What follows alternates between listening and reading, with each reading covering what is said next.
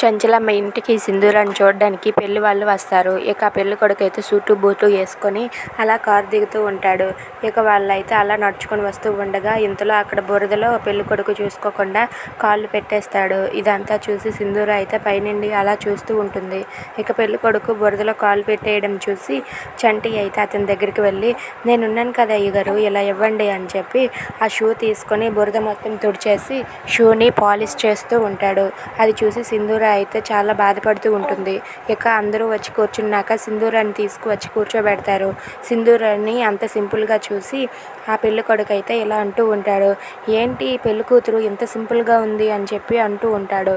దాంతో అక్కడ ఉన్న ఒక వ్యక్తి ఇలా అంటూ ఉంటారు, పెళ్లి కూతురు విధవరాలు కదా, అందుకే అలానే తీసుకువచ్చేశారు అని చెప్పి అంటూ ఉంటారు.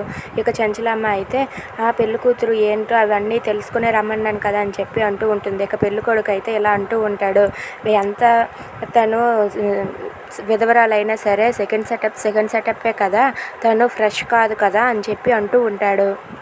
ఆ మాటలు విన్న చంచలమ్మ అయితే ఒక్కసారిగా షాక్ అయిపోయి అలా ఉండిపోతుంది. ఇక అతనికి చంచలమ్మ ఏ విధంగా బుద్ధి చెప్పనుంది. Thanks for watching friends, please subscribe.